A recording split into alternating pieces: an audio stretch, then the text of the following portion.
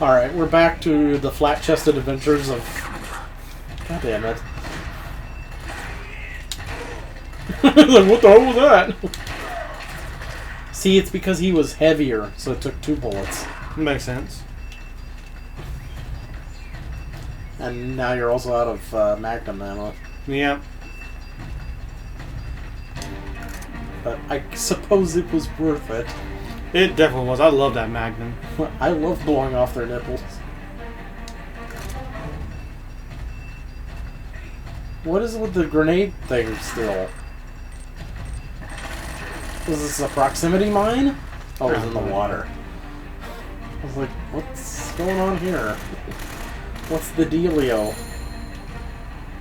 100 headshots. Celebrate by drowning to death. I mean, if I could, I would. Yeah, drown in 1 inch of water like in the movie Glass. Oh, you never saw Glass, huh? Nope. Did you ever see Unbreakable?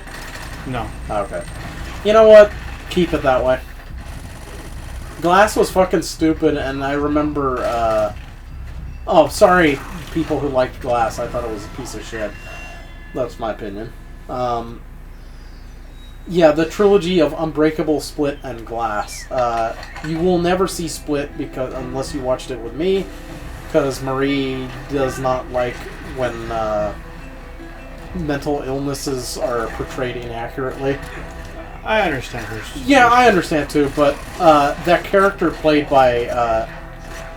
the main character is played by James McAvoy, and he's actually... I mean, come on, he's a really fucking good actor. The material he's given with his... It's never his fault for whatever. It's just the material he's given him. He's one of those actors. Yeah. Because I only saw the character he played in Glass. Because I'd seen Unbreakable, and I love... Well, I wouldn't say love, but I really enjoy Unbreakable. I think it's actually the best M. Night Shyamalan movie. Yeah, it's an M. Night Shyamalan... It's an M. Night Shyamalan superhero movie at that. Yeah, I actually watched it as part of my countdown to Endgame. Wow. Yeah. So you can imagine how excited I was for Glass, even though I didn't see Split. But, boy, the ending was so... I thought the ending was so stupid. Mm-hmm. I almost went to go ask for my money back. And I never, ever do that shit when I go to the movies. I only wanted to do that twice, and that was one of the 2 times. Shit. Yeah, where I thought the movie was so bad I wanted my money back. I didn't go and do it, but I was like, this is bad, I want to leave. Because usually when I watch a movie, I'm committed once I start. Like, even if it's a piece of shit.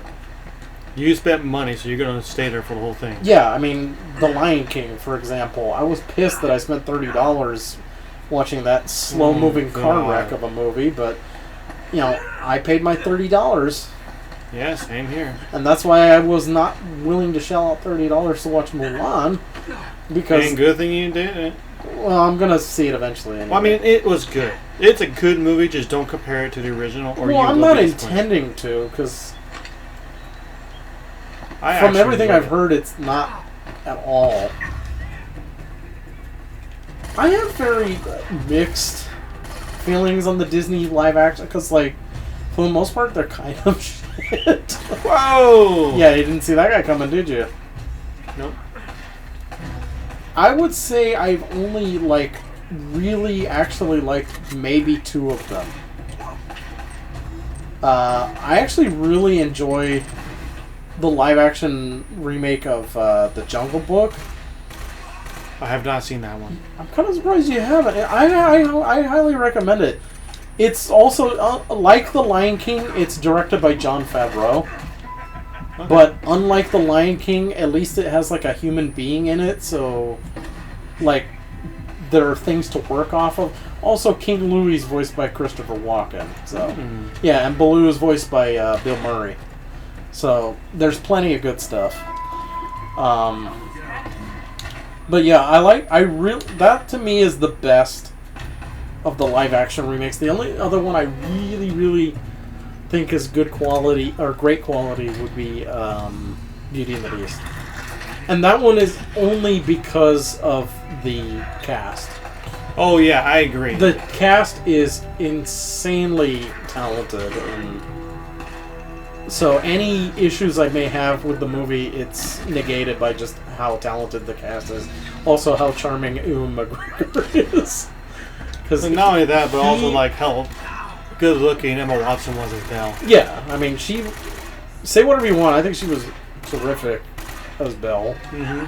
You know, the fact that it wasn't actually her singing or whatever aside. I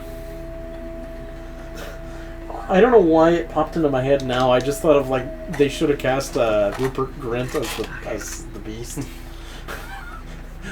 He's over here. Like, Ronald, why are you Harry again? Right. Well, I threw the old lady out and she turned me into a hideous beast. Okay, I gotta know your opinion because I've been finding out a shocking number of people feel a certain way about this, and I want to know your thoughts. Okay. It's about Harry Potter.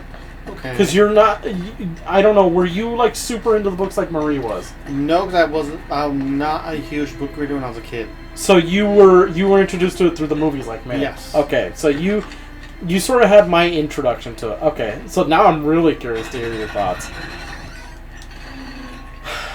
Do you like Ron and Hermione together, or would you have preferred Harry and Hermione got together? So when I watched the movies, I much preferred Harry and Hermione.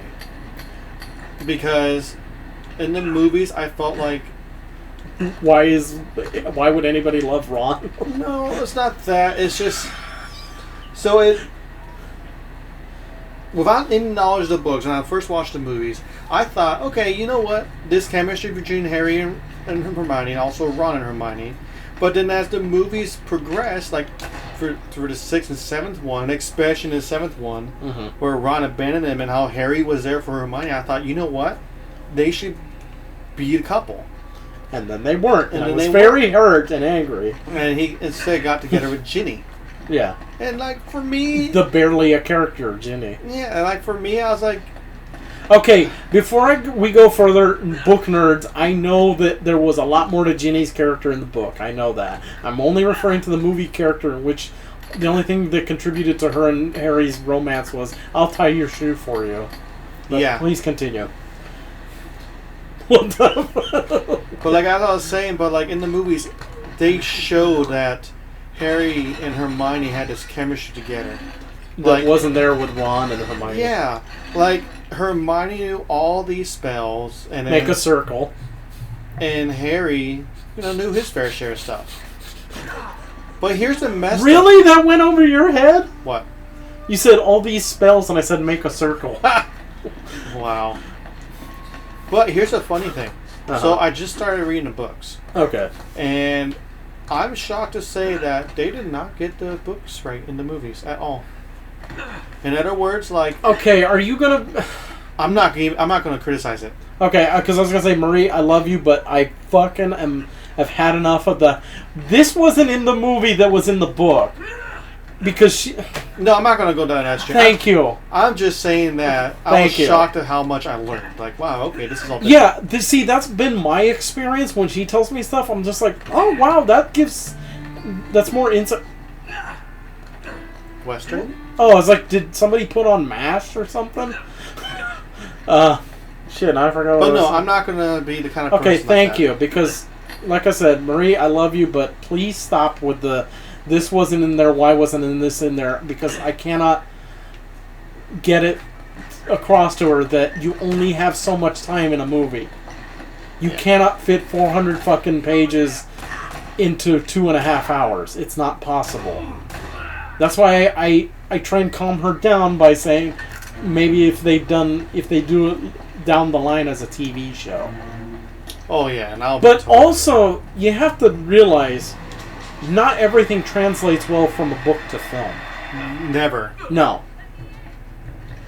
Because some would argue, like Watchmen was long regarded as the comic book that could never be filmed. And some would argue that the movie is still reflective of that statement. Because there are a lot of people that don't like the movie Watchmen. I haven't seen it. No? Nope. Wow. I've seen it a lot of times, actually. I think it's good. I think it did an admirable job of trying to adapt such a seemingly difficult book to adapt. Because, I mean, they were trying to adapt it since, like, it came out in the 80s. And it took until, like, 2009. Oh, wow. Yeah, that movie, I would argue, is why they felt it necessary to give Zack Snyder control of DC. Oh, that's right, because he was a director. Yeah, he directed Watchmen. But honestly, Watchmen was such a polarizing movie, I don't know why. Okay, you know what, I'm not going to go there just yet, because we're at like 10 minutes something. So, no, keep going. But I'll save that for the next episode. Okay. But yeah, I mean, like you and I were talking about, I was introduced to Harry Potter through the movies, and I absolutely love them. So you've changed, basically. I've changed. Okay. I mean, for reading the books, there are some things I realized, but again, I'm not going to get into it because Too long. it's a heaping pile of mess, basically. Yeah. Because I've been finding out a shocking number of people are like, yeah, it should have been Harry and Hermione. Even people who have read the books, like Ashley, even because she's like Marie level, loved the books. Even she's just like, yeah, I would. Because I told her something, in my limited experience, just knowing the movies. I said, there is more chemistry between, genuinely loving, affectionate chemistry between Harry and Hermione in that awkward-ass fucking dance they do together in the tent than all 8 films between Ron and Hermione. And that is when I said, you know what? I could see them be a couple. I want them to be a couple. Ron and Hermione, to me, felt kind of forced. Okay, better question. Would you rather a separate couple there, or you think they'd be just all better, the 3 of them? Honestly, if I had to choose, I would say Ron. And Harry. No, I think Ron could have gone with somebody else who was more his speed. Yeah, I'm afraid this. I really don't know. Is as close as we're getting. So I haven't finished the series yet, so there might be a few characters I haven't met that I think Alright, well, might be you can get back to me on that one. Hello. No butt lady. Anyway. Alright, so on the next episode, I will go into the whole Zack Snyder thing. I promise I won't get too whiny about it, hopefully.